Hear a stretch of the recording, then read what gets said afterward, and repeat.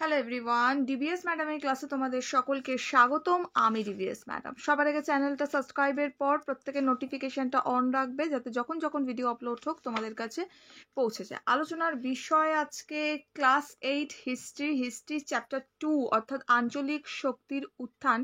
এই চ্যাপ্টারটা আমরা করছিলাম, তো কালকেই আমাদের শেষ হয়ে যাওয়ার কথা ছিল চ্যাপ্টারটা, বাট কালকে আমাদের ভিডিওটা হতে হতে লাস্টে কেটে গিয়েছিল। সো সেই জন্য আমাদের কিন্তু এতটা পর্যন্ত, এই পাতাটা পর্যন্ত, পেজ নাম্বার 25 পর্যন্ত আমাদের হয়ে গেছিলো। তারপর থেকে আমরা আজকে পুরোটা কমপ্লিট করে ফেলবো। এই চ্যাপ্টারের প্রশ্ন উত্তর অলরেডি আমি করিয়ে দিয়েছি। যারা দেখোনি প্লেলিস্ট ওপেন করবে, প্লেলিস্টে থাকবে, বা ফার্স্ট ইউনিট টেস্টের যে প্লেলিস্টটা আছে সেটাতেও থাকবে, হিস্ট্রির যে তোমাদের প্লেলিস্টটা সেটাতেও থাকবে, সেখান থেকে দেখে নেবে। ঠিক আছে, লাইন ভিত্তিক পড়াগুলো অবশ্যই ফলো করবে, কারণ ভীষণ ইম্পর্টেন্ট। লাইন ভিত্তিক পড়া প্রথম থেকে শেষ পর্যন্ত যা আমি পড়াচ্ছি স্কিপ না করে দেখবে, তাহলে যে কোনো বড় প্রশ্ন এলে নিজেরা লিখতে পারবে এবং ছোট প্রশ্নটারও অ্যান্সার করতে পারবে। ঠিক আছে, তো আগে আমরা পড়বো, দেন আমরা লাস্টে ছোট ছোট প্রশ্ন নিয়ে আলোচনা করব। শুরু করা যাক। দেখো, দেওয়ানি লাভ অধিকার ও দ্বৈত শাসন ব্যবস্থায় কি আছে বলছে। এখানে যে ছোট ছোট প্রশ্নগুলো থাকে এগুলো কিন্তু সাইডে অবশ্যই পড়বে, এখান থেকে ছোট প্রশ্ন পাবে আসে। যাই হোক, কি বলছে দেখো, বক্সারের যুদ্ধে ব্রিটিশ কোম্পানি জিতে যাওয়ার সম্ভবত সবচেয়ে গুরুত্বপূর্ণ ফলাফল ছিল কোম্পানির দেওয়ানি লাভ। 1765 খ্রিস্টাব্দে, আগে পড়ে দিই দেন বোঝাচ্ছি। 1765 খ্রিস্টাব্দের মাঝামাঝি সময় লর্ড ক্লাইভ এবং আবার বাংলায় ফিরে আসে। ততদিনে মির্জাফর মারা গিয়ে তার ছেলে নজম উদ্দৌলা বাংলার নবাব হয়েছিল। ক্লাইভ অবশ্য বক্সারের যুদ্ধে জয়ের সুবিধাকে ধীরে ধীরে বিস্তৃত করতে উৎসাহী ছিলেন। ফলে বাংলা থেকে দিল্লি পর্যন্ত উত্তর ভারতের ক্ষমতা সরাসরি দখল না করে মুঘল সম্রাটের প্রতি মৌখিক আনুগত্য জানায় কোম্পানি। সেই মতো দ্বিতীয় শাহ আলম এবং সুজা উদ্দৌলার সঙ্গে ব্রিটিশ কোম্পানি দুটি চুক্তি করতে উদ্যোগী হয়। সেই মোতাবেক 1765 খ্রিস্টাব্দে এলাহাবাদে দুটি চুক্তি হয়। ওই চুক্তিগুলি অনুসারে কোম্পানিকে 50 লক্ষ টাকা দেওয়ার বিনিময়ে সুজা উদ্দৌলা অযোধ্যার শাসনভারে ফিরে পান। কেবল কারা ও এলাহাবাদ অঞ্চল অযোধ্যার থেকে, এখান থেকে একটা গুরুত্বপূর্ণ প্রশ্ন আসে, সেটা আলোচনা করব আমি। আচ্ছা, কারাহ এলাহাবাদ অঞ্চল অযোধ্যার থেকে আলাদা করে মুঘল বাদশাহর হাতে তুলে দেওয়া হয়। বাদশাহ আলম দিল্লির অধিকার ফিরে পাওয়ার বদলে একটি ফরমান জারি করেন। সেই ফরমান অনুযায়ী বাংলা, বিহার, উড়িষ্যার দেওয়ানির অধিকার ব্রিটিশ কোম্পানিকে দেওয়া হয়। তার বদলে কোম্পানি শাহ আলমকে বার্ষিক 26 লক্ষ টাকা অঙ্গীকার করে। তাহলে এখান থেকে আমরা কি পাচ্ছি না, আমরা পাচ্ছি হচ্ছে বক্সারের যুদ্ধে ব্রিটিশ কোম্পানি জিতে যাওয়া থেকে কি একটা গুরুত্বপূর্ণ ফলাফল ছিল কোম্পানির দেওয়ানি লাভটা। ওকে, দেওয়ানিটা কবে লাভ হয়েছিল না 1765 খ্রিস্টাব্দে east India company Bangla, Bihar, উড়িষ্যার দেওয়ানির অধিকারী কিন্তু লাভ করেছিল। ওকে, এবার ক্লাইভ যখন দ্বিতীয়বার ফিরে আসে বাংলায়, যখন ফিরে আসে তখন কি মির্জাফর ততদিনে মারা গিয়েছিল এবং তার ছেলে যে নজম উদ্দৌলা, সেই নজম উদ্দৌলাকে কি করা হয়েছিল না বাংলার নবাব হিসাবে বেছে নেওয়া হয়েছিল। ওকে, এবার ক্লাইভ কি করছিল, ধীরে ধীরে বক্সারের যুদ্ধে যেহেতু তারা জিতে গেছিল, ধীরে ধীরে তারা কি করছিল, নিজেদের যে সুবিধা সুযোগ সেগুলোকে ধীরে ধীরে বিস্তৃত করছিল। আর এই সময় কি হয়েছিল না, এই সময় দ্বিতীয় শাহ আলম সুজা উদ্দৌলার সঙ্গে ব্রিটিশ কোম্পানি দুটি চুক্তি করতে উদ্যোগী হয়েছিল। সেই মোতাবেক কি ছিল না 1765 খ্রিস্টাব্দে যে দুটো চুক্তি হয়, এই চুক্তি অনুসারে কোম্পানি 50 লক্ষ টাকা দেওয়ার বিনিময়ে সুজা উদ্দৌলা অযোধ্যার শাসনভার ফিরে পান। কি বললাম, কোম্পানিকে 50 লক্ষ টাকা দেওয়ার বিনিময়ে সুজা উদ্দৌলা কি পায় না অযোধ্যার শাসন কিন্তু ফিরে পায়। ওকে, আর একটা জিনিস হয়েছিল না, আরেকটা কি হয়েছিল না, এবার আরেকটা আমরা দেখতে পারলাম যে ফরমান এখানে মুঘল সম্রাটের হাতে যখন অযোধ্যা এবং এলাহাবাদের শাসন থেকে, এই যে কেবল কারা এলাহাবাদের শাসনে অঞ্চল যখন অযোধ্যার থেকে আলাদা করে মুঘল বাদশাহের হাতে তুলে দেওয়া হয়, তখন বাদশাহ শাহ আলম দিল্লির অধিকার ফিরে পাওয়ার বদলে একটা ফরমান জারি করে। সেই ফরমানটাই কি ছিল না, বিহার উড়িষ্যার দেওয়ানির অধিকার ব্রিটিশ কোম্পানিকে দেওয়া হচ্ছে, তার বিনিময়ে কোম্পানি শাহ আলমকে 26 লক্ষ টাকা অঙ্গীকার করে দেবে। ঠিক আছে, আমাদের একটা কথা মাথায় রাখতে হবে যে দেওয়ানি লাভের ফলে অর্থনৈতিক এবং রাজনৈতিক স্বার্থ বা তোমার ক্ষমতা কোম্পানির হস্তগত কিন্তু হয়ে গিয়েছিল। ঠিক আছে, 1765 খ্রিস্টাব্দে কি হয়েছিল না, 1765 খ্রিস্টাব্দে east India company Bangla, Bihar, উড়িষ্যার দেওয়ানির অধিকার লাভ করে, আর যার ফলে বাংলার যে রাজনৈতিক অর্থনৈতিক যে কর্তৃত্ব সেটা কোম্পানির হাতে চলে যায়। কোম্পানি নিজেদের যে রাশটা অনেক বেশি জোরে ধরে আর কি, আমরা বলতে পারি। ঠিক আছে, রাজনৈতিক ক্ষমতাটা কিভাবে প্রতিষ্ঠিত হয়েছিল না, বাংলা, বিহার, উড়িষ্যার যে রাজস্ব আদায়ের অধিকার, সেই অধিকার লাভের ফলে কি হয়েছিল, বাংলা তথা ভারতের যে ব্রিটিশ ইস্ট ইন্ডিয়া কোম্পানির প্রভাব প্রতিপত্তি সেটা কিন্তু অনেক বেড়ে গেছিল তুলনামূলক অন্যান্য ইউরোপীয় যে কোম্পানিগুলো ছিল তার তুলনায়। ঠিক আছে, এবার কোম্পানির দায়িত্বহীন যে অর্থনৈতিক ক্ষমতা এবং বাংলার নবাব যে ক্ষমতাহীন, আমরা বলতে পারি যে দায়িত্বের অধিকারী ছিল, একটা অধিকার ক্ষমতা তো নবাবের কাছে ছিল কিন্তু কোনো দায়িত্ব নবাব ছিল না, তাদেরকে একটা পুতুলে পরিণত হচ্ছিল। তো যাই হোক, নবাব যে ক্ষমতাহীন দায়িত্বের অধিকারী হয়ে ওঠে, প্রকৃতপক্ষে কি হয়, কোম্পানি বাণিজ্যিক প্রতিষ্ঠান থেকে ওটা রাজনৈতিক প্রতিষ্ঠানে কিন্তু ধীরে ধীরে পরিণত হয়ে যাচ্ছিল। এবার দেখো, দেওয়ানি লাভ অর্থাৎ বাংলা, বিহার, উড়িষ্যার রাজস্ব আদায়ের অধিকারের যে লাভের ফলে কোম্পানির এদিকে আর্থিক সমৃদ্ধিও হচ্ছিল, তাই তো? তাহলে এইভাবে দেওয়ানি লাভের মধ্য দিয়ে ভারতবর্ষ বা বাংলায় বলতে পারি, ভারতবর্ষ তথা বাংলা বলতে পারি, তো বাংলার কোম্পানির যে রাজনৈতিক ক্ষমতা এবং যে অর্থনৈতিক ক্ষমতা ধীরে ধীরে ধীরে ধীরে ওটা বেড়ে যাচ্ছিল। ওকে, এইটা আমরা মোট কথা জানতে পারি। তো আমাদের যদি প্রশ্ন আসে যে দেওয়ানি লাভের দ্বারা কিভাবে অর্থনৈতিক স্বার্থ এবং রাজনৈতিক ক্ষমতা কোম্পানির হস্তগত হয়েছিল, তখন কিন্তু যে কথাগুলো আমি বললাম সেটা কিন্তু আমাদেরকে লিখতে হবে। ওকে, নেক্সট আমরা আসব দ্বৈত শাসন ব্যবস্থা। দ্বৈত শাসন ব্যবস্থায় যাওয়ার আগে একটা কথা বলবো, সালগুলো খুব ইম্পর্টেন্ট, প্রচুর এই যে চ্যাপ্টারটা আছে তার মধ্যে সাল পাবে। একটা খাতার মধ্যে প্রত্যেকটা সালকে সুন্দর করে লিখবে এবং কি রিজন ছিল সেটা লিখে রাখবে, তাহলে যে কোনো প্রশ্ন কিন্তু করতে পারবে। যেমন ধরো আমি লিখলাম পলাশির যুদ্ধ। পলাশির যুদ্ধ কবে হয়েছিল, 1757 খ্রিস্টাব্দে হয়েছিল। কাদের মধ্যে হয়েছিল না, ইস্ট ইন্ডিয়া কোম্পানির সঙ্গে হয়েছিল আমাদের পলাশির যুদ্ধ। আর কোম্পানির সঙ্গে কার সঙ্গে হয়েছিল না, ইস্ট ইন্ডিয়া কোম্পানির সঙ্গে। আর ওর নামটা কি জানো, সিরাজউদ্দৌলা, বাংলার নবাব সিরাজউদ্দৌলার সঙ্গে কিন্তু এটা হয়েছিল। ওকে, এবার আমাকে জানতে ধরো বক্সারের যুদ্ধ। বক্সারের যুদ্ধ কবে হয়েছিল, বক্সারের যুদ্ধ হয়েছিল 1764 খ্রিস্টাব্দে। দেওয়ানি লাভ কবে হয়েছিল, 1765 খ্রিস্টাব্দে। তো সালগুলো পরপর পরপর মনে রাখবে, তাহলেই কিন্তু অনেক ইজি হয়ে যাবে পড়াটা। নেক্সট দেখো কি রয়েছে, নেক্সট আমাদের রয়েছে দ্বৈত শাসন ব্যবস্থা। টুকরো কথায় ভেরি ভেরি ভেরি ইম্পর্টেন্ট, পরীক্ষায় আসেই আসে। আর তারপরে আছে 76-এর মন্বন্তর, একদম ইম্পর্টেন্ট, জেনে রাখো, পরীক্ষায় আসে এগুলো। ওকে, আমি এটা একটু নিজেরা পড়বে, আমি ডিসকাশন করে দিচ্ছি ব্যাপারটা যাতে তোমাদের কনসেপ্টটা ক্লিয়ার হয়। ঠিক আছে, দেখো দ্বৈত শাসন ব্যবস্থাটা আমরা কি বলতে পারি। দ্বৈত শাসন ব্যবস্থা, বাংলায় দ্বৈত শাসন ব্যবস্থার প্রবর্তক কে করেছিল বা প্রবর্তন কে করেছিল না, লর্ড ক্লাইভ। ওকে, 1765 খ্রিস্টাব্দে ইংরেজ ইস্ট ইন্ডিয়া কোম্পানি মুঘল সম্রাট, যেটা ওর নামটা কি জানো, দ্বিতীয় শাহ আলম। ঠিক আছে, তো ইস্ট ইন্ডিয়া কোম্পানি মুঘল সম্রাট দ্বিতীয় শাহ আলমের সঙ্গে এলাহাবাদে দ্বিতীয় সন্ধি স্বাক্ষর করে। কি বললাম আমি, বক্সারের যুদ্ধের পর ইংরেজ ইস্ট ইন্ডিয়া কোম্পানি, আমরা বলতে পারি যে এলাহাবাদের দ্বিতীয় সন্ধিটা কিন্তু শাহ আলমের সঙ্গে দ্বিতীয় সন্ধি স্বাক্ষর করেছিল।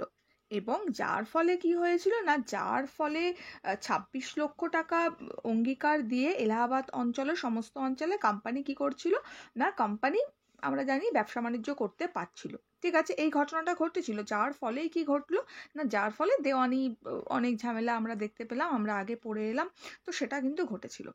এবার দ্বৈত শাসন ব্যবস্থায় কি হয়েছিল, বাংলায় দ্বৈত শাসন ব্যবস্থা যে প্রবর্তন করেছিল লর্ড ক্লাইভ 1765 খ্রিস্টাব্দে ইস্ট ইন্ডিয়া কোম্পানি মুঘল সম্রাট দ্বিতীয় শাহ আলমের কাছ থেকে বাংলার যে প্রদেশের আমরা বলতে পারি দেওয়ানি, সেটা লাভ করে, যার ফলে বাংলায় যে নতুন শাসন ব্যবস্থার সূচনা হয়েছিল তাকে দ্বৈত শাসন ব্যবস্থা বলে। কি বললাম আরেকবার বলে দিচ্ছি, বাংলায় সরি বাংলায় দ্বৈত শাসন ব্যবস্থার প্রবর্তক ছিল লর্ড ক্লাইভ। ওকে, 1765 খ্রিস্টাব্দে ইংরেজ ইস্ট ইন্ডিয়া কোম্পানি মুঘল সম্রাট দ্বিতীয় শাহ আলমের কাছ থেকে বাংলার যে প্রদেশের যে দেওয়ানি, সেই দেওয়ানি লাভ করার ফলে কি হয়েছিল না, বাংলায় যে নতুন শাসন ব্যবস্থার সূচনা হয়েছিল সেটাকে বলা হচ্ছে দ্বৈত শাসন ব্যবস্থা। এই জন্যই দেওয়ানিটা কি হয়েছিল সেটা তোমাদের একটু বলে দিলাম, বাট সেটা লেখার দরকার নেই, আমি যেটা এখন বলছি সেটা লিখলেই হবে, যে বাংলায় দ্বৈত শাসন ব্যবস্থার প্রবর্তক ছিল লর্ড ক্লাইভ, এখান থেকে এতটুকু লিখলে হবে। এটাকে বলছে দ্বৈত শাসন ব্যবস্থা। এটা তো 1 নম্বরের প্রশ্ন, যেটুকু আমি এখন বললাম এটুকু তো বললে হবে না, তাই না? এবার আমায় যদি বড় প্রশ্নে দেয়, 3 নম্বর বা 5 নম্বরের প্রশ্নে দেয়, আমি কিভাবে হাইলাইট করতে পারি? দেখো, দ্বৈত শাসন ব্যবস্থা, শাসনটা কি ছিল, সাধারণত মুঘল আমলে প্রশাসিক বা প্রশাসনের দুটো ভাগ ছিল আমরা বলতে পারি। একটা কি নিজামত, অর্থাৎ যাকে বলতে পারি রাজ্যের শান্তি শৃঙ্খল বজায়ের দায়িত্ব রক্ষা, আরেকটা হচ্ছে কি না দেওয়ানি বা রাজস্ব সংক্রান্ত অধিকার। এবার দ্বৈত শাসন ব্যবস্থায় বাংলার নবাবের হাতে ছিল কি নিজামত বা রাজ্যের আইন শৃঙ্খলার দায়িত্ব, এবং কোম্পানির হাতে কি ছিল দেওয়ানি অর্থাৎ রাজস্ব সংক্রান্ত অধিকার। কিন্তু প্রকৃতপক্ষে নবাবের মানে প্রচুর দায়িত্ব থাকলেও তার কিন্তু কোনো ক্ষমতা ছিল না, তার ঘাড়ে আমরা অনেক দায়িত্ব দেওয়া হয়েছিল, অনেক রেসপন্সিবিলিটি ছিল, কিন্তু তার যে প্রকৃত যে একটা পাওয়ার বা একটা ক্ষমতা, সেটা কিন্তু কোনো নবাবের হাতে কিন্তু অধিকারে কিন্তু ছিল না, কারণ সেই ক্ষমতাটা তার কাছ থেকে কিন্তু নিয়ে নেওয়া হচ্ছিল ধীরে ধীরে, আমরা বলতে পারি। ওকে, আর অন্যদিকে কি কোম্পানি প্রচুর ক্ষমতার অধিকারী হয়ে যাচ্ছিল, এদিকে দায়িত্বের নামে তো কিচ্ছু ছিল না, দায়িত্ব তারা কিছুই নিত না, তারা শুধু ক্ষমতা ভোগ করতো, ক্ষমতার অধিকারী হয়ে যাচ্ছিল। ওকে, তো বাংলায় ইস্ট ইন্ডিয়া কোম্পানি দ্বৈত শাসন ব্যবস্থা প্রবর্তনের কারণটা কি ছিল না, কারণ ছিল বাংলার প্রশাসনিক বিষয়ে ইংরেজদের অনভিজ্ঞতা বা না জানা। ওকে, তো বাংলার যে রাজস্ব শোষণ করাই ছিল ইংরেজদের মূল লক্ষ্য। তাহলে আমরা বুঝতে পারছি যে বাংলায় ইস্ট ইন্ডিয়া কোম্পানি দ্বৈত শাসন ব্যবস্থা প্রবর্তনের কারণ ছিল কি, যাতে ইংরেজরা কিছুই জানতো না বাংলার প্রশাসন সম্বন্ধে, তাদের শুধুই কাজ ছিল বাংলার অর্থটা শোষণ করা, নাথিং এলস, আর কিছু না। ওকে, এর ফলাফল স্বরূপ আমরা কি বলতে পারি, এর ফলে কি হয়েছিল বলতে পারি না, বাংলায় যে কোম্পানির আর্থিক শোষণ যখন চরমে ধারণ করে বা চরম পর্যায়ে পৌঁছে যায়, যার ফলে অবশ্যই মন্বন্তর হবে, এটাই জানার কথা। তো 1764 থেকে 1765 খ্রিস্টাব্দে রাজস্ব আদায় হয়েছিল কত না 1,13,00,000 টাকা, এবং 1765 খ্রিস্টাব্দে দেওয়ানি লাভের পর কোম্পানির আদায় করেছিল 2,20,00,000 টাকা। মনে থাকে যেন কথাটা, অঙ্কটা কি বললাম, 1764 থেকে 65 খ্রিস্টাব্দে রাজস্ব আদায় হয়েছিল 1,13,00,000 টাকা, আর 1765 খ্রিস্টাব্দে শুধু 65তেই কিন্তু দেওয়ানি লাভের পর কোম্পানি আদায় করেছিল হচ্ছে 2,20,00,000 টাকা।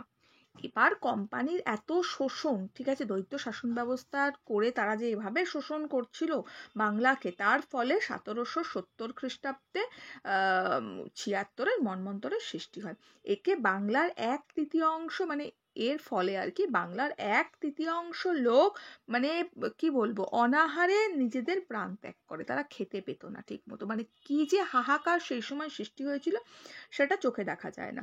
তো শেষ পর্যন্ত বাংলার গভর্নর ওয়ারেন হেস্টিং 1772 খ্রিস্টাব্দে দ্বৈত শাসন ব্যবস্থা তুলে নেয়, অবসান ঘটায়।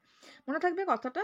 তো এর ফলে যে দ্বৈত শাসন ব্যবস্থা যখন এত শোষণ হচ্ছিল, যার ফলে 1770 খ্রিস্টাব্দে 76-এর মন্বন্তর হয়েছিল, এতে বাংলার 1/3 লোক অনাহারে প্রাণত্যাগ করে বা মারা যায় শেষ পর্যন্ত বাংলার গভর্নর ওয়ারেন হেস্টিং। এটা কিন্তু প্রশ্ন আসে শর্ট কোশ্চেনে। বাংলার গভর্নর ওয়ারেন হেস্টিং 1772 খ্রিস্টাব্দে দ্বৈত শাসন ব্যবস্থা তুলে নেয় বা অবসান ঘটায়। ওকে, তো এটা আমরা বলবো, তাহলেই হবে। এর থেকে আমরা এটা বলতে পারি যে অনেক ইংরেজ ও নবাব এই শাসন ব্যবস্থাকে দ্বৈত শাসন ব্যবস্থা বলতে কিন্তু রাজি ছিল না, কারণ তখন বাংলার নবাবের হাতে কোনো ক্ষমতাই কিন্তু ছিল না। প্রকৃতপক্ষে সমস্ত ক্ষমতার অধিকারী ছিল ইস্ট ইন্ডিয়া কোম্পানি।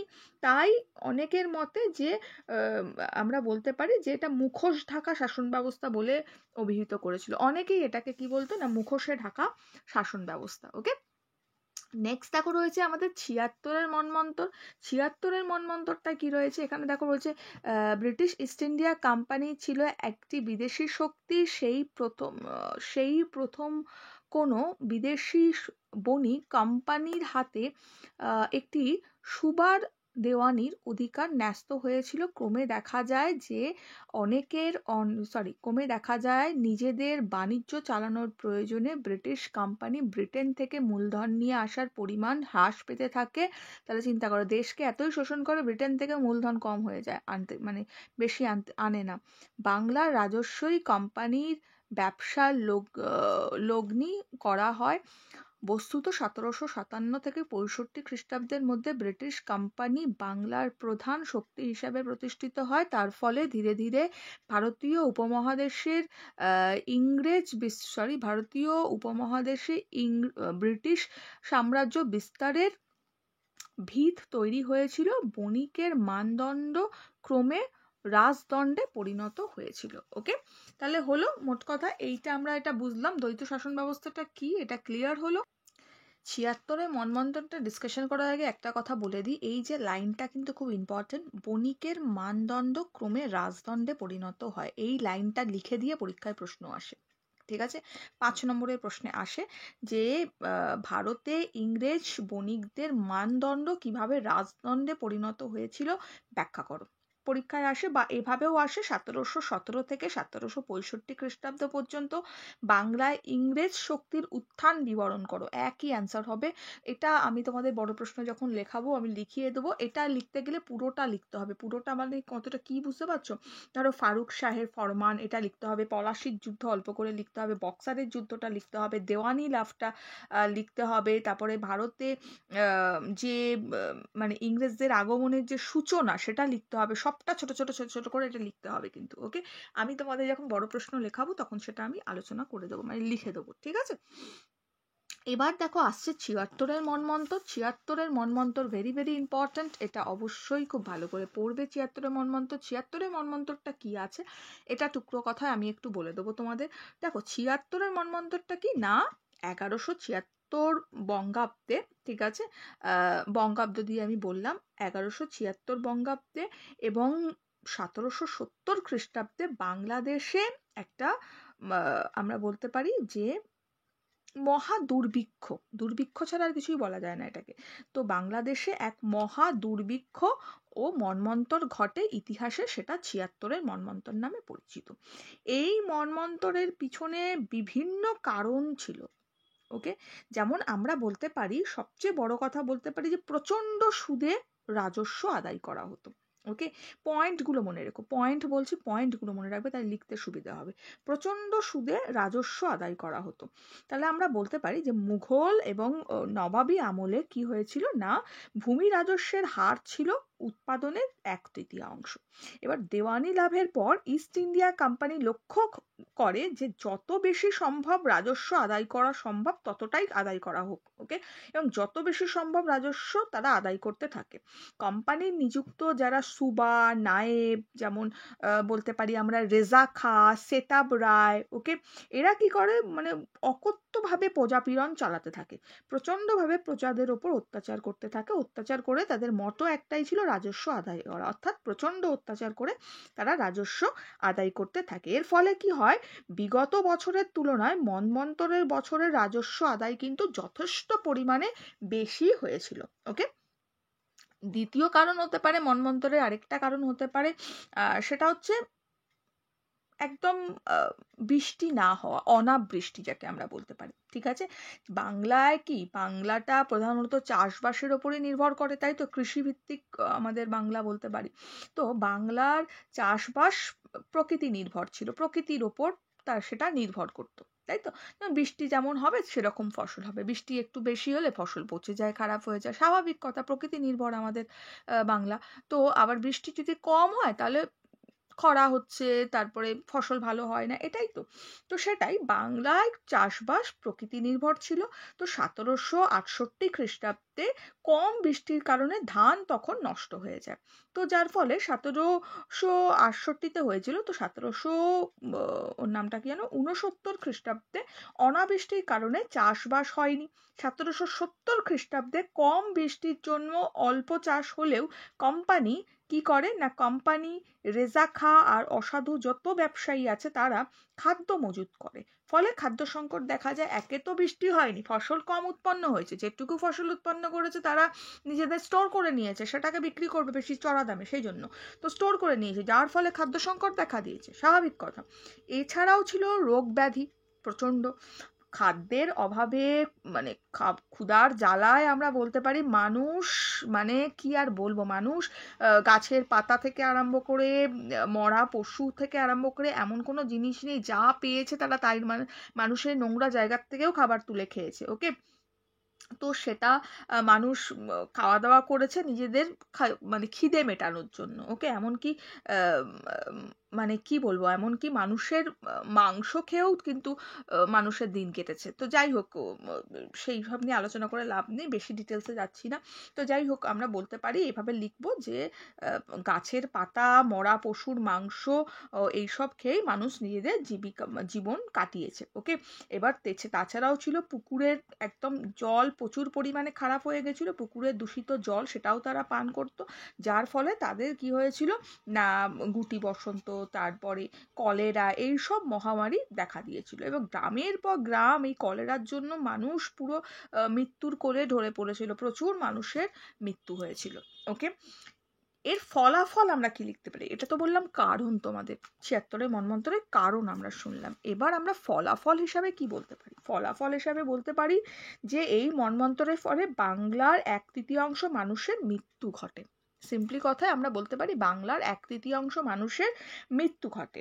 এবং কৃষি, শিল্প, এসব কাজে কি হয় না, বিপর্যয়ের সৃষ্টি হয়। মাঠের পর মাঠ, চাষের জমি, ঠিক আছে, চাষের কাজ, সেগুলো চাষের জমিগুলো মানে খরায় পুরো ফেটে ফেটে যায়, চাষের কাজ বন্ধ হয়ে যায়, ওকে।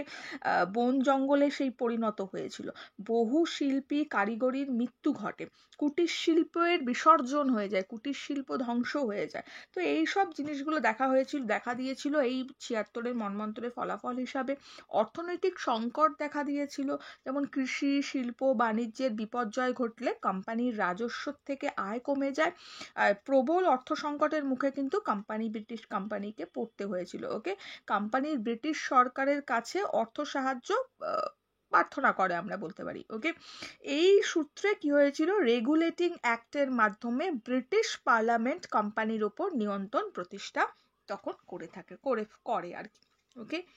এবার এই বিপর্যয়ের কারণ হিসাবে চিহ্নিত করে যে কোম্পানি দ্বৈত শাসন ব্যবস্থার অবসান ঘটানো উচিত, কারণ এই সব ঘটনা হচ্ছে কি দ্বৈত শাসন ব্যবস্থার জন্য। তো লাস্টে আমরা এটুকু লিখতে পারি, অর্থ সংকটের পর আমরা লিখতে পারি দ্বৈত শাসন ব্যবস্থার অবসান। এই বিপর্যয়ের কারণ হিসাবে চিহ্নিত হয়েছিল কোম্পানির দ্বৈত শাসন ব্যবস্থা। তো সেই জন্য দ্বৈত শাসন ব্যবস্থা অবসানের কথা চিন্তা করতে হয়। এবং কি হয় না, কোম্পানি এদেশের শাসন দায়িত্ব নিজ হাতে তখন তুলে নেয়। হয়ে গেল, এটা ক্লিয়ার হলো। নেক্সট আমরা পরেরটায় যাব। পরেরটা আমাদের বলেছে কোম্পানির শাসনের বিস্তার, ব্রিটিশ রেসিডেন্স ব্যবস্থা। এটাও খুব ইম্পর্টেন্ট, তোমাদের প্রতিটা পার্টে না এত ইম্পর্টেন্ট প্রশ্ন আছে, খুবই পরীক্ষায় আসে এগুলো। তাহলে রেসিডেন্সি ব্যবস্থাটা কি আছে আগে একটু আমরা পড়ে নিই, দেন আমি বোঝাচ্ছি। দেখো, বলছে ভারতীয় উপমহাদেশের অনেক অঞ্চলে ব্রিটিশ কোম্পানি পরোক্ষ শাসন চালায়। কি শাসন? পরোক্ষভাবে শাসন চালায়। নিজের ব্যবসায়িক স্বার্থ রক্ষা করার জন্য বিভিন্ন রাজ দরবারে নিজেদের প্রতিনিধি রাখতো কোম্পানি, মানে রাজ দরবারে গুলোতে নিজেদের প্রতিনিধি থাকতো কিন্তু কোম্পানির, ওকে। আচ্ছা, কোম্পানি সেই প্রতিনিধিরা রেসিডেন্ট নামে পরিচিত ছিল। ব্রিটিশ রেসিডেন্ট ব্যবস্থা এক নতুন ব্যবস্থা ছিল। এর মাধ্যমে ভারতীয় উপমহাদেশে ব্রিটিশ কোম্পানি চূড়ান্ত ক্ষমতার রূপ পেয়েছিল। কোম্পানির নজর এড়িয়ে স্বাধীনভাবে কাজ করার ক্ষমতা ভারতীয় রাজশক্তিগুলোর বিশেষ ছিল না। কোম্পানির হয়ে সেই নজরদারির কাজটা চালাতো স্থানীয় ব্রিটিশ রেসিডেন্ট। ওকে, সেখানে কোম্পানির তো পুরোটা কন্ট্রোল করা সম্ভব না, সেখানে রেসিডেন্স পুষে রেখেছিল আর কি। 1764 খ্রিস্টাব্দে বক্সারের যুদ্ধের পরে কোম্পানি বাংলা, অযোধ্যা, হায়দ্রাবাদ রাজদরবারে নিজেদের প্রতিনিধি বা রেসিডেন্স নিয়োগ করে। সেই সময়ে রেসিডেন্স নিজেদের কাজকর্ম বিষয়ে সংযত থাকতেন। আচ্ছা, লর্ড ওয়েলেসলির শাসনকালে রেসিডেন্সির সাবধানতার বদলে আগ্রহী নীতি নিয়েছিলেন। আচ্ছা, ওয়েলেসলির অধীনতামূলক মিত্রতার নীতি এক্ষেত্রে গুরুত্বপূর্ণ ভূমিকা নিয়েছিল। অনেক সময় রেসিডেন্সিরা কোম্পানিকে সরাসরি এলাকা দখলের জন্য উস্কে দিতে থাকে। তবে লর্ড কর্নওয়ালিস ভারতে আসার পর সাময়িকভাবে রেসিডেন্সি ব্যবস্থার আগ্রাসন থমকে যায়, কিন্তু কর্নওয়ালিস মারা যাওয়ার পরে নতুন করে কোম্পানি এলাকা দখলের জন্য উদ্যোগী হয়। পরোক্ষ শাসন কায়েমের বদলে বিভিন্ন এলাকায় সরাসরি কোম্পানির অধীনে এলাকা হিসেবে দখল করে নেওয়ার উদ্যোগী হয়। লর্ড ডালহৌসির বিলোপ নীতি সেক্ষেত্রে গুরুত্বপূর্ণ ভূমিকা নিয়েছিল বা গ্রহণ করেছিল। দেখো, রেসিডেন্সি কাদের বলা হতো? আমরা রেসিডেন্সি কি বুঝলাম না, ব্রিটিশ ইস্ট ইন্ডিয়া কোম্পানি ভারতীয় উপমহাদেশের অনেক অঞ্চল নিজেরা সরাসরি শাসন না করে পরোক্ষভাবে শাসন করত। ব্রিটিশ কোম্পানি পরোক্ষ শাসনাধীন যে রাজ্যে একজন কি করতো না, প্রতিনিধি রাখতো। সেই ব্রিটিশ প্রতিনিধিকে রেসিডেন্ট বলা হতো। 1764 খ্রিস্টাব্দে বক্সারের যুদ্ধের পর কোম্পানি কি করে না, বাংলা, হায়দ্রাবাদ, অযোধ্যায় নিজেদের প্রতিনিধি বা রেসিডেন্সি নিয়োগ করে। ওকে, এবার ব্রিটিশ রেসিডেন্সিদের কাজটা বেসিক্যালি কি ছিল, এটা তো একটা প্রশ্ন। তো ব্রিটিশ রেসিডেন্সিদের কাজ সাধারণত বলতে পারি যে কোম্পানির নজরদারি করা। প্রথম কথা, কোম্পানি পরোক্ষ শাসনাধীন রাজ্যের রাজা কোম্পানির নজর এড়িয়ে যাতে স্বাধীনভাবে কাজ করতে না পারে তার জন্য নজরদারি করা। কি বললাম? কোম্পানির পরোক্ষ শাসনাধীন রাজ্যের রাজা, অর্থাৎ সবটাই তো কোম্পানি দেখভাল করতো। এবার শুধু তো রাজাকে পুতুল হিসাবে পুষে রেখেছিল, সেটাই বলছে। কোম্পানির পরোক্ষ শাসনাধীন রাজ্যের রাজা কোম্পানির নজর এড়িয়ে যাতে স্বাধীনভাবে কাজ করতে না পারে তার দিকে নজরদারি করত। আরেকটা কি করত, কোম্পানিকে মানে রাজ্য দখলের জন্য উস্কে দিত। তো এটা লিখতে পারবো না আমরা, তো আমরা লিখবো কোম্পানিকে রাজ্য দখলের জন্য উৎসাহ দিত। তো এভাবে লিখবো। তো আমরা লিখবো লর্ড ওয়েলেসলির আমল থেকেই রেসিডেন্সিরা আগ্রহী নীতি অনুসরণ করে। তারা কি করে না, কোম্পানিকে সরাসরি এলাকা দখলের জন্য উস্কানি দিত। ওকে, এইভাবে বা উৎসাহিত করত, এইভাবে আমরা তখন কিন্তু লিখবো। ঠিক আছে, এবার এখানে আমাদের একটা বিষয় তোমাদেরকে আমি ক্লিয়ার করব, সেটা হচ্ছে এই যে পড়লে এই জায়গাটা আমরা দুটো জিনিস পেয়েছি। একটা হচ্ছে কোথায় গেল, এই যে অধীনতামূলক মিত্রতা নীতি, এটা কিন্তু আমরা পেয়েছি। তো এটা কিন্তু ইম্পর্টেন্ট। নেক্সটই আমাদের আছে, দেখো, অধীনতামূলক মিত্রতা নীতি আর সত্ত্ববিলোপ নীতি। দুটো খুবই ইম্পর্টেন্ট, অবশ্যই খুব ভালো করে দুটো কিন্তু আমাদেরকে পড়তে হবে। দেখো এখানটা কি দিয়েছে আমি একটু বলে দিচ্ছি, তারপরে আমি বুঝিয়ে দিচ্ছি।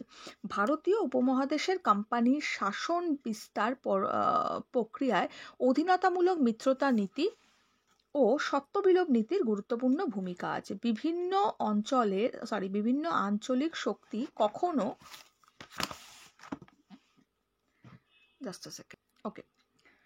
স্বেচ্ছায় কখনো বা যুদ্ধে হেরে যাওয়ার পরে ওই নীতি দুটি আগ্রাসনের শিকার হয়েছিল। একদিকে হায়দ্রাবাদের নিজাম স্বেচ্ছায় অধীনতামূলক মিত্রতা নীতি মেনে নিয়েছিলেন, অন্যদিকে মহীশূরের শাসক টিপু সুলতান ওই নীতির বিরোধিতা করার জন্য কোম্পানির সঙ্গে যুদ্ধে জড়িয়ে পড়েছিলেন। টিপু সুলতানকে তোমরা প্রত্যেকেই শুনেছো, কম বেশি সবাই জানো টিপু সুলতান সম্বন্ধে, এবং আমরা একটা প্রোগ্রামও টিপু সুলতানকে নিয়ে দেখেছিলাম। তো সেটা নিয়ে আমি টিপু সুলতান নিয়ে আলোচনায় আসবো, আগে আমি এই নীতি দুটো আগে বুঝিয়ে দিই, ঠিক আছে? তো যাই হোক, কতটা ছিলাম যেন, ওকে। তাহলে অন্যদিকে মহীশূরের শাসক টিপু সুলতান এই নীতির বিরোধিতা করার জন্য কোম্পানির সঙ্গে যুদ্ধে জড়িয়ে পড়েছিলেন। তাছাড়া মারাঠা, শিখ, অন্যান্য বিভিন্ন রাজশক্তিগুলি নানাভাবে ওই অগ্রাহী নীতি দুটির মুখে পড়েছিল। অষ্টাদশ শতকে ভারতীয় উপমহাদেশের রাজশক্তির মধ্যে অনবরত দ্বন্দ্ব চলত। প্রত্যেকেই নিজেদের শাসন এলাকা এবং সম্পদ বাড়াবার উদ্যোগী হন। ফলে পরস্পর সংঘাতের ছিল অনিবার্য। ব্রিটিশ কোম্পানিকেও ওই একটি নতুন রাজনৈতিক শক্তি হিসাবে দেখত রাজশক্তিগুলো। ফলে ব্রিটিশ কোম্পানির বিরুদ্ধে ঐক্যবদ্ধ হওয়ার বদলে রাজশক্তিগুলো অনেকেই কোম্পানির সঙ্গে জোটবদ্ধ। দেশীয় রাজশক্তিগুলির অন্তর্দ্বন্দ্বকে কাজে লাগিয়ে কোম্পানি নিজের বাণিজ্যিক স্বার্থ ও রাজনৈতিক কর্তৃত্ব সম্প্রসারণের উদ্যোগী নিয়েছিলেন। তাই ক্রমেই আঞ্চলিক রাজনীতির ব্যাপারে ব্রিটিশ কোম্পানির ভূমিকা নিতে শুরু করে। তাছাড়া রাজনৈতিক অশান্তি কোম্পানির ব্যবসা বাণিজ্যের পথে বাধা ছিল। অতএব রাজ্যগুলি দলাদলির সুযোগে কোম্পানির সেগুলি দখল করার চেষ্টা করে। ওকে, ব্রিটিশ কোম্পানি অগ্রাসী নীতির অন্যতম রূপ ছিল অধীনতামূলক মিত্রতা নীতি। লর্ড ওয়েলেসলি এই নীতি প্রয়োগ করে দেশীয় বিভিন্ন রাজ্যের অভ্যন্তরীণ বিষয়ে কোম্পানির নিয়ন্ত্রণ প্রতিষ্ঠা করে। ভারতে আঞ্চলিক শক্তিগুলির বিবাদজনিত অশান্তিকে ওয়েলেসলি ব্রিটিশ শাসনের পক্ষে বিপদ হিসাবে তুলে ধরেন। তাছাড়া সরাসরি অথবা যুদ্ধের মাধ্যমে দেশীয় শক্তিগুলি অধীনতামূলক মিত্রতা নীতি মেনে নিতে বাধ্য হয়। তার মানে আমরা বুঝতে পারছি কিছু রাজ্য ছিল যারা অধীনতামূলক মিত্রতা নীতিকে মেনে নিয়েছিল, বা এই যে রেসিডেন্সিটা তাদের থাকতো সেটা মেনে নিয়েছিল, কিন্তু কিছু রাজ্য সেটা মানেনি। তার মধ্যে টিপু সুলতান ছিল অন্যতম, ঠিক আছে? এছাড়াও বিভিন্ন দ্বন্দ্ব কোম্পানির সঙ্গে কিন্তু রাজশক্তিগুলো লেগেই থাকছিল।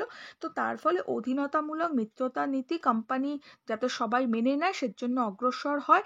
লর্ড ওয়েলেসলি ওই নীতি কিন্তু প্রয়োগ করেছিল। অধীনতামূলক মিত্রতা নীতিটা কি একটু ভালো করে বলে দিই, আমি একটু ডিটেলসে বলি, কারণ না এটা পরীক্ষায় আসে, আমাদের ছোট প্রশ্নে 3 নম্বরের প্রশ্নে দিয়ে থাকে অধীনতামূলক মিত্রতা নীতি।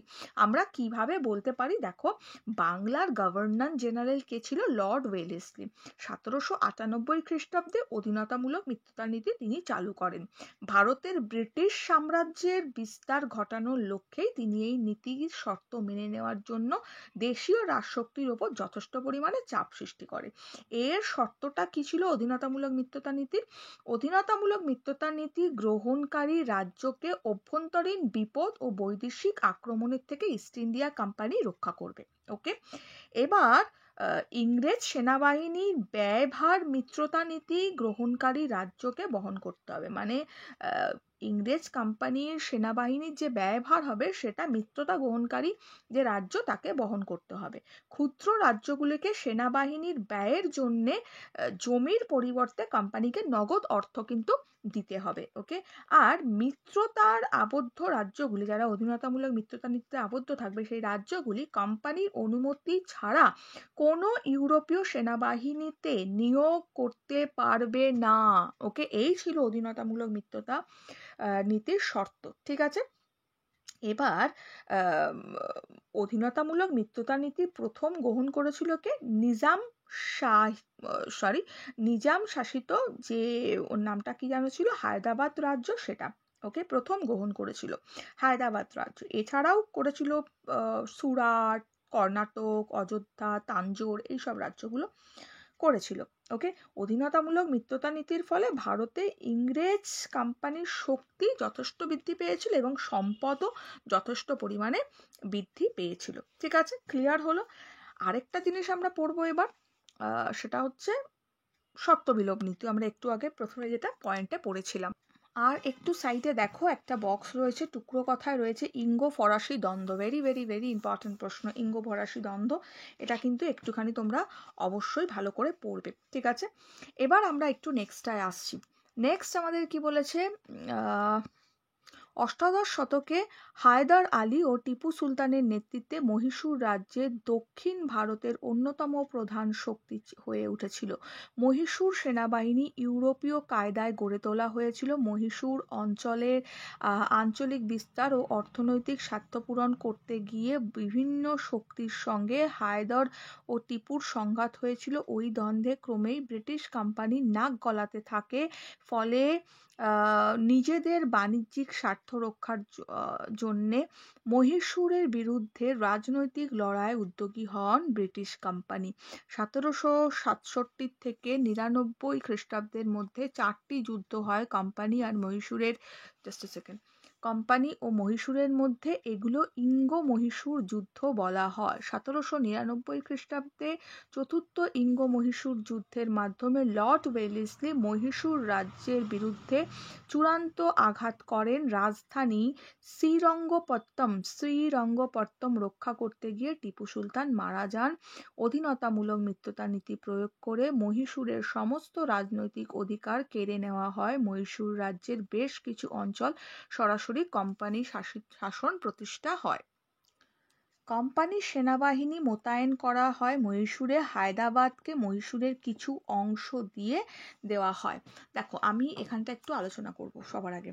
টিপু সুলতানের সময় ইংরেজদের সঙ্গে যুদ্ধ এবং মহীশূর রাজ্যের পতন, এটার নিয়ে প্রশ্ন অনেক সময় পরীক্ষা আমাদের এসে থাকে। ঠিক আছে, দেখো, আমরা বলতে পারি যে টিপু সুলতান ছিলেন কে না, মহীশূর রাজ্যের একজন অন্যতম শাসক ছিলেন। ওকে, এবার তার পিতা ছিল কি না হায়দর আলী। তার মৃত্যু হয়, পিতার মৃত্যু হয়। মৃত্যু হওয়ার পর এই যে টিপু সুলতান ছিল মহীশূর রাজ্য রক্ষা করার জন্য বা মহীশূর রাজ্যের শাসন করেন আর কি। মহীশূর সাম্রাজ্য রক্ষার জন্য ইংরেজদের বিরুদ্ধে তিনি যুদ্ধ চালিয়েছিলেন এবং উভয় পক্ষের ইচ্ছা অনুসারে 1784 খ্রিস্টাব্দে ম্যাঙ্গালোরের সন্ধি স্বাক্ষরিত হয়েছিল। কি বললাম? ম্যাঙ্গালোরের সন্ধি 1784 খ্রিস্টাব্দে স্বাক্ষরিত হয়, কিন্তু শেষ পর্যন্ত 1799 খ্রিস্টাব্দে মহীশূর সাম্রাজ্যের কিন্তু অবসান ঘটেছিল। ওকে, এবার ম্যাঙ্গালোরের সন্ধিটা কি ছিল? দেখো, ম্যাঙ্গালোরের সন্ধি হচ্ছে আমরা বলতে পারি ম্যাঙ্গালোরের সন্ধি অনুসারে, যেটা আমরা বলতে পারি, কেননা টিপু সুলতান কি করেছিল যে অনেকবারই তার সঙ্গে যুদ্ধ হয়েছিল, ইংরেজদের সঙ্গে অনেকগুলোই যুদ্ধ হয়েছিল, কিন্তু ম্যাঙ্গালোরের সন্ধিটা কি? ম্যাঙ্গালোরের সন্ধি অনুসারে উভয় পক্ষ একে অপরের অধিকৃত অঞ্চল ফেরত দিয়ে দেয় এবং এই সন্ধির ফলে কি হয়, দ্বিতীয় ইঙ্গো মহীশূর যুদ্ধ হয়েছিল। এবার এটা হলো দ্বিতীয় ইঙ্গো মহীশূর যুদ্ধ। এরপরে হয় হচ্ছে তৃতীয় ইঙ্গো মহীশূর যুদ্ধ। আমি বললাম না অনেকগুলো হয়েছিল। তো যাই হোক, এই যুদ্ধের কারণটা কি ছিল? কারণটা ছিল টিপু সুলতান ইংরেজদের বিরুদ্ধে ফরাসিদের সঙ্গে যোগসাজশ করেন। অপরদিকে কি হয়, ইংরেজ বড়লাট তখন কর্নওয়ালিস ইচ্ছাকৃতভাবে মহীশূরের নাম বাদ দিয়ে মিত্র রাজ্যের একটি তালিকা প্রকাশ করে। এতে ক্ষুব্ধ হন টিপু সুলতান ক্ষুব্ধ হন এবং 1790 খ্রিস্টাব্দে ইংরেজের মিত্র রাজ্য ত্রিবাঙ্কুর আক্রমণ করলে তৃতীয় ইঙ্গো মহীশূর যুদ্ধের সূচনা হয়েছিল। ঠিক আছে, 1790 খ্রিস্টাব্দে ইংরেজদের মিত্র রাজ্য ত্রিবাঙ্কুর আক্রমণ যখন টিপু সুলতান করে, তখন তৃতীয় ইঙ্গো মহীশূর যুদ্ধের সূচনা হয়। 2 বছর বীর বিক্রমে যুদ্ধ করে তিনি। 2 বছর বীর বিক্রমে যুদ্ধ করার পর টিপু সুলতান পরাজিত হন এবং শ্রীরঙ্গপত্তমের সন্ধি তখন স্বাক্ষরিত করতে তিনি বাধ্য হন। কি সন্ধি বললাম? শ্রীরঙ্গপত্তমের সন্ধি তিনি স্বাক্ষরিত করতে তখন কিন্তু বাধ্য হন। ওকে, এই শ্রীরঙ্গপত্তমের সন্ধিটা কি ছিল?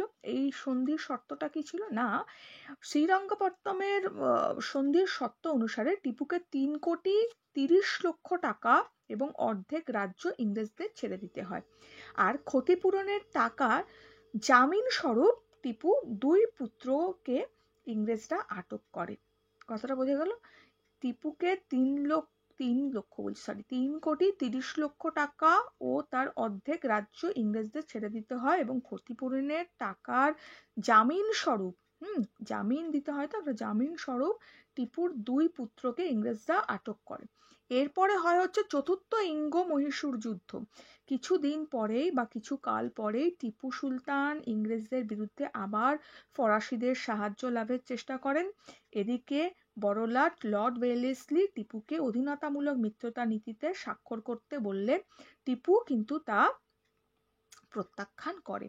ওকে, ফলে চতুর্থ ইঙ্গ মহীশূর যুদ্ধের কিন্তু সূচনা হয়। এরপরে কি হয়, এই যুদ্ধে টিপু সুলতান 1799 খ্রিস্টাব্দে পরাজিত হন এবং মারা যান, আর মহীশূর রাজ্যের তখন পতন ঘটে। কথাটা বোঝা গেল কেন তিনি অনেকগুলো যুদ্ধই কিন্তু হয়েছিল। প্রথমে হচ্ছে ম্যাঙ্গালোর সন্ধি হয়েছিল, ম্যাঙ্গালোর সন্ধি স্বাক্ষরিত হয়েছিল।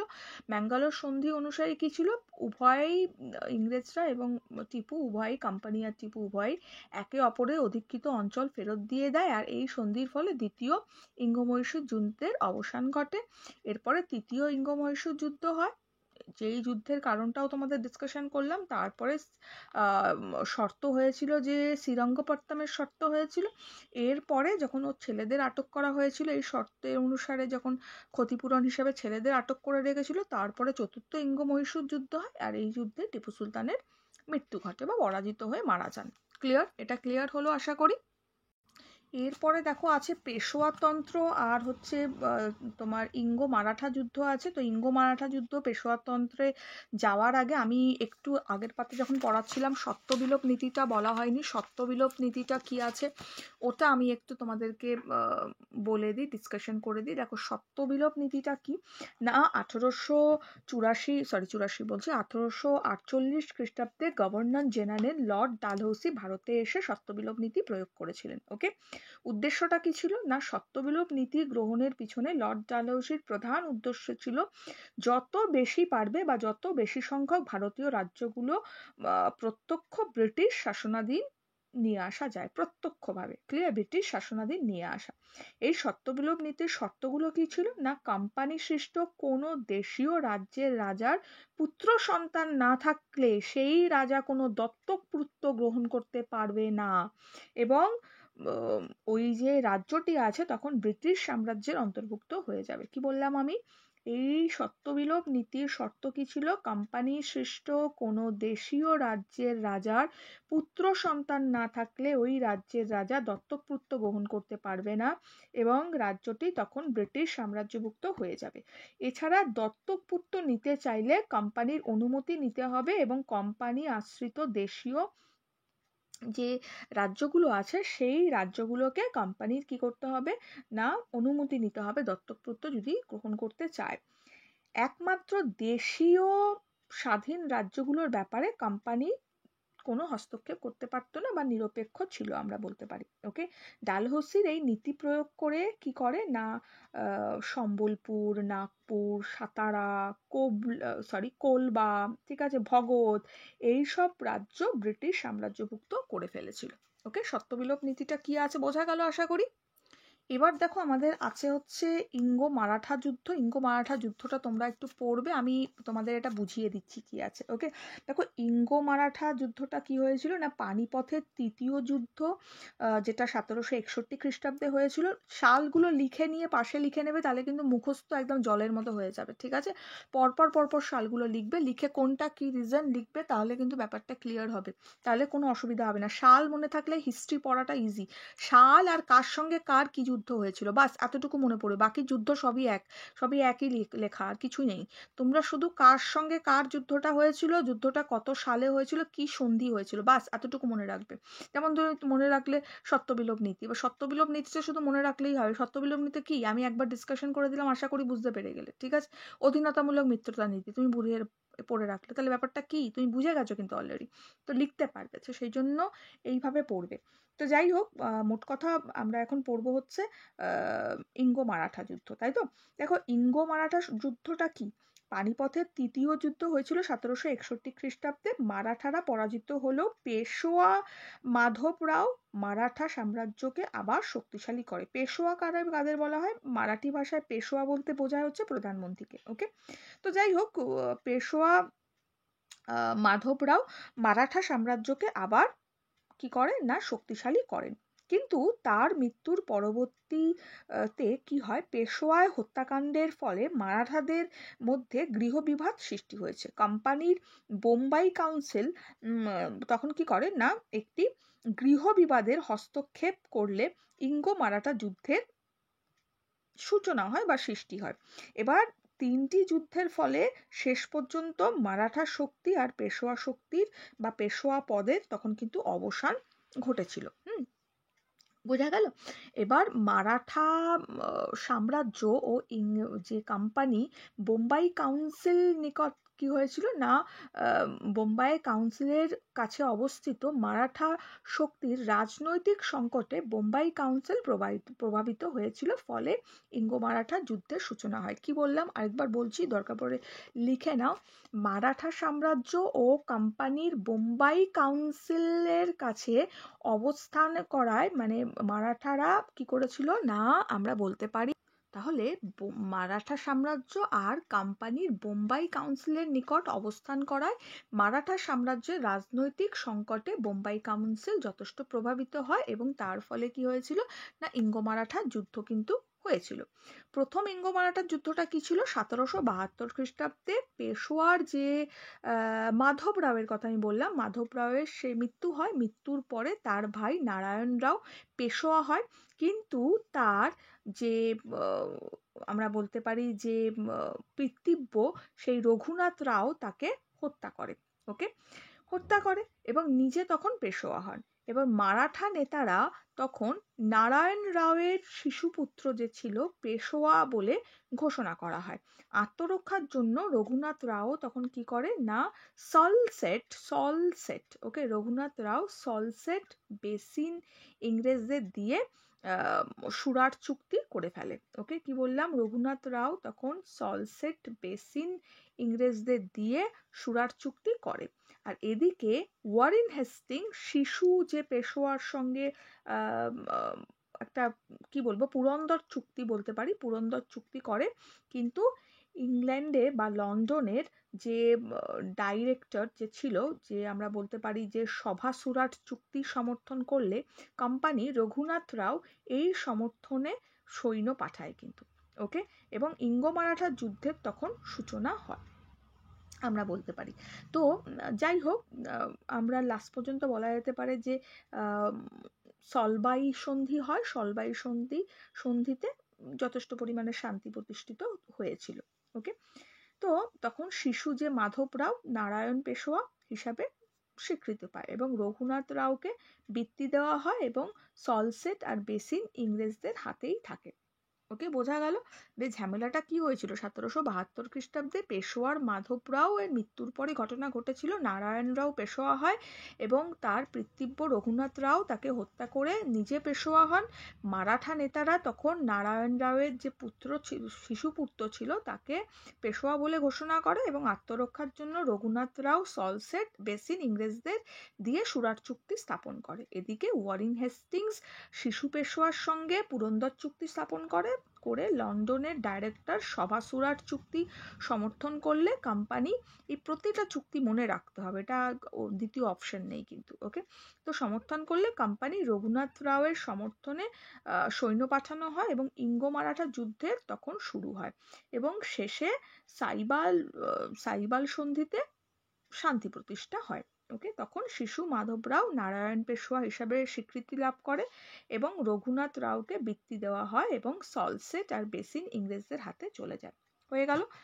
দ্বিতীয় ইঙ্গো মারাঠা যুদ্ধটা কি, মারাঠা নেতা যে ছিল সেটা হচ্ছে নানা ফড়নবিশের মৃত্যু হলে মারাঠা সাম্রাজ্য বিশৃঙ্খল দেখা দেয় এবং মারাঠা নেতা সিন্ধিয়া এবং হোলকার দুর্বল যে পেশোয়া দ্বিতীয় বাজিরাওকে সরিয়ে নিজেরাই পেশোয়া পদের জন্য প্রতিদ্বন্দ্বিতা শুরু করে দেয় এবং আত্মরক্ষার জন্য তখন কি করে না, আত্মরক্ষার জন্য দ্বিতীয় বাজিরাও তখন কি করে ইংরেজদের সঙ্গে বেসিনের সন্ধি স্থাপন করে ফেলে। বাঁচতে তো হবে, তো বেসিনের সন্ধি স্থাপন করে। পরে কি হয়, তিনি সিন্ধিয়া ও ভোসলের সঙ্গে জোটবদ্ধ হয়ে দ্বিতীয় ইঙ্গো মারাঠা যুদ্ধ শুরু করে।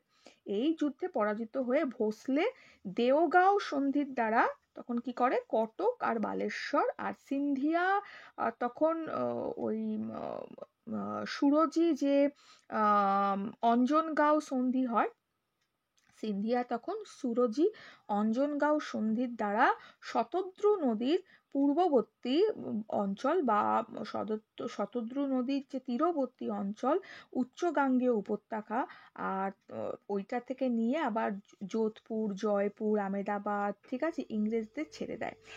ওকে, এবার ছেড়ে দিয়ে অধীনতামূলক মিত্রতা নীতিতে আবদ্ধ হয়। এটা হলো দ্বিতীয় ইঙ্গ মারাঠা যুদ্ধ।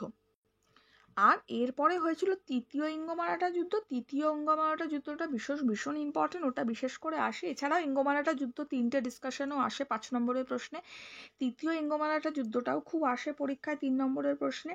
তো তৃতীয় ইঙ্গ মারাঠা যুদ্ধটা কি না, ইংরেজ অনুগত যে গাইকোয়াড়ের যে দেওয়ান, ঠিক আছে, গঙ্গাধর শাস্ত্রীর হত্যা এবং অপমানজনক ভাবে পুনা সন্ধির যে প্রতিক্রিয়ায় পেশোয়া দ্বিতীয় বাজিরাও ইংরেজ রেসিডেন্সি আক্রমণ করলে তৃতীয় ইঙ্গ মারাঠা যুদ্ধ শুরু হয়। কি বললাম, ইংরেজ অনুগত গাইকোয়াড়ের দেওয়ান গঙ্গাধর শাস্ত্রীর হত্যা এবং অপমানজনক পুনা সন্ধির যে প্রতিক্রিয়া, সেই প্রতিক্রিয়ায় পেশোয়া দ্বিতীয় বাজিরাও ইংরেজ রেসিডেন্সি আক্রমণ করে এবং তৃতীয় ইঙ্গ মারাঠা যুদ্ধের শুরু হয়। এই যুদ্ধের গুরুত্ব আমরা এটাই বলতে পারি, তৃতীয় ইঙ্গ মারাঠা যুদ্ধে মারাঠারা শোচনীয়ভাবে পরাজিত হয়েছিল এবং কোম্পানি সমগ্র মহারাষ্ট্র তাদের অধিকারভুক্ত করেছিল।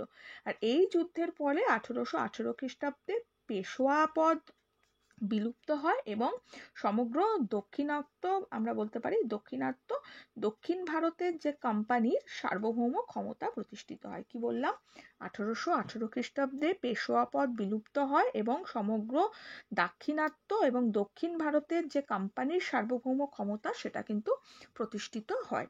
এইভাবে আমরা বলতে পারি। ওকে, তাহলে এটা মোটামুটি আমাদের ক্লিয়ার হলো। এটা একটু রিডিং পড়ে নিও, ভিডিও অলরেডি অনেক বড় হয়ে গেছে আর আমি রিডিংটা পড়লাম না, বুঝিয়ে দিলাম, এটাই আছে এর মধ্যে। আমি একটু 2-4টে ছোট প্রশ্ন দিচ্ছি, এগুলো লিখে নাও। সবার প্রথমের প্রশ্ন, শেষতম মারাঠা পেশোয়া কে ছিলেন?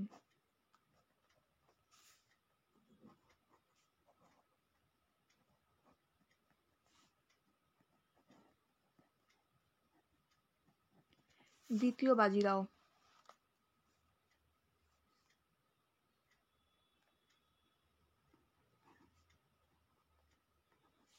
কত খ্রিস্টাব্দে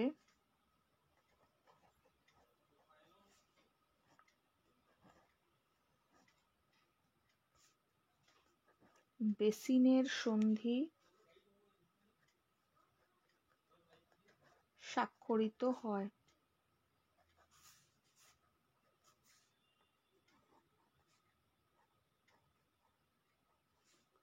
1802 খ্রিস্টাব্দে।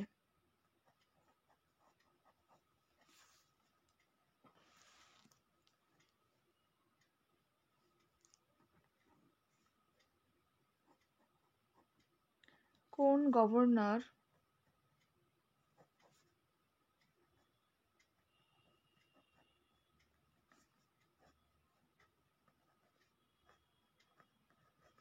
জেনারেল কোম্পানির খরচ মেটানোর উদ্দেশ্যে হায়দ্রাবাদের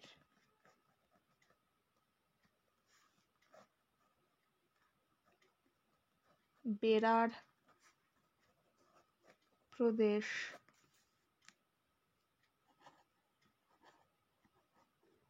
ছিনিয়ে নেন?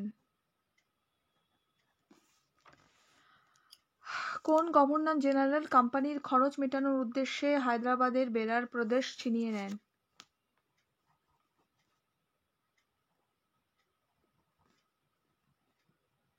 লর্ড ডালহৌসি।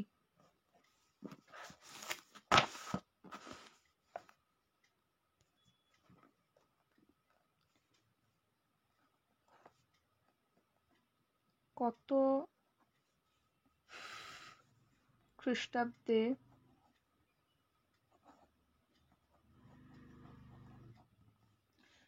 খ্রিস্টাব্দে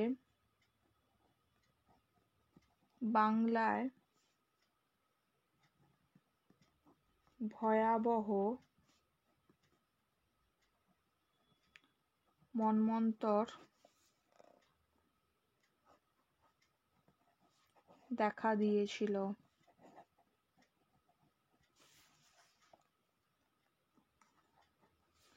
কত খ্রিস্টাব্দে ভয়াবহ মন্বন্তর দেখা দিয়েছিল? 1770 খ্রিস্টাব্দে।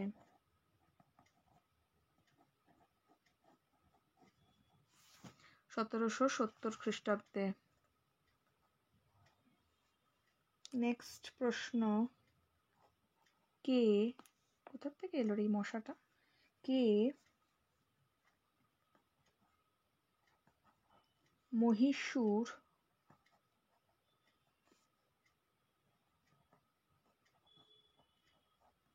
শার্দুল নামে পরিচিত?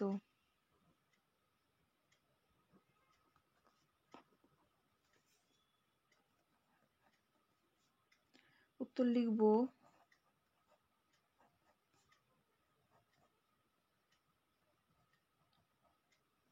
টিপু সুলতান। মহীশূর শার্দুল নামে তিনি পরিচিত। ওকে, নেক্সট প্রশ্ন,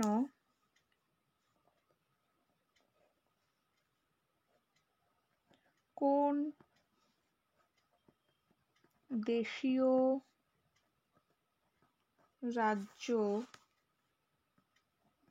সর্বপ্রথম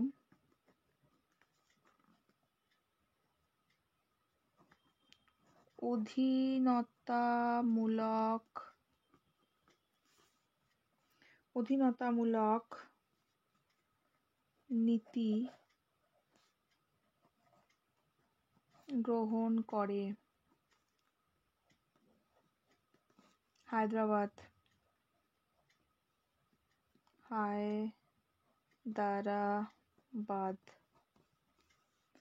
নেক্সট প্রশ্ন, কোন দেশীয় রাজ্য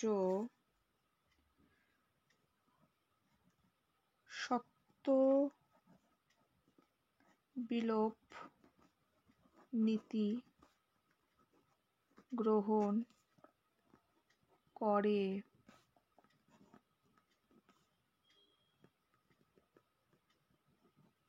সাতারা।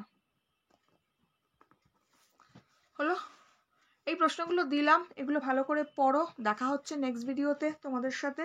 তাহলে হিস্ট্রিটা তোমাদের কিন্তু এই চ্যাপ্টারটা অর্থাৎ তৃতীয় চ্যাপ্টারটা কিন্তু অলরেডি আমাদের কমপ্লিট হয়ে গেল। ঠিক আছে, তৃতীয় চ্যাপ্টার বলছি, সরি, 2 নম্বর চ্যাপ্টারটা আমাদের পুরো কমপ্লিট হয়ে গেল। আরও তোমাদের শর্ট কোয়েশ্চেন এখান থেকে প্রচুর আমি দেবো, সেটা লাইভ ক্লাস যখন তোমাদের হবে লাইভ ক্লাসে আমি আলোচনা করব। ওকে, লাইভ ক্লাস সানডেতে থাকবে, এই সানডে হয়তো থাকবে না, নেক্সট সানডে থেকে থাকবে। তো যাই হোক, আজকের ডেটে যারা দেখছো তাদের বলছি, পরে যারা দেখবে পরপর সানডেতে পাবে।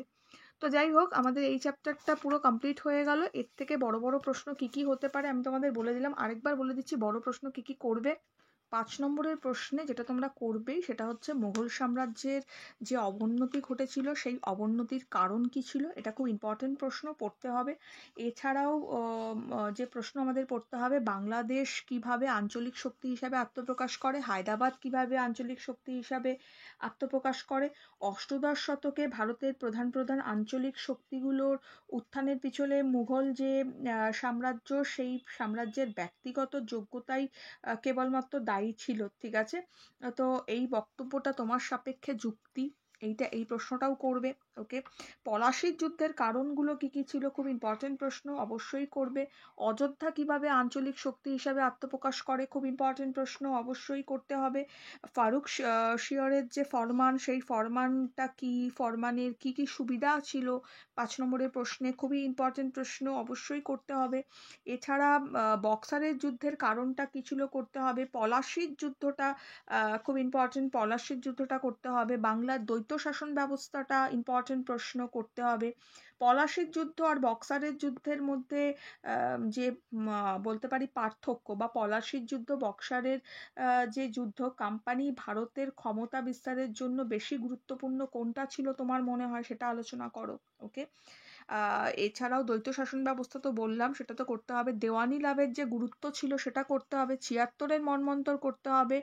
ভারতে ইংরেজ বণিকদের মানদণ্ড কিভাবে রাজদণ্ডে পরিণত হয়েছিল ব্যাখ্যা করো, এটা করতে হবে। অথবা প্রশ্নটা বলেও ছিলাম তোমাদের আরেকবার, এভাবেও আসে 1717 থেকে 1765 খ্রিস্টাব্দ পর্যন্ত বাংলায় ইংরেজ শক্তির উত্থানের বিবরণ দাও, এটাও আসে কিন্তু।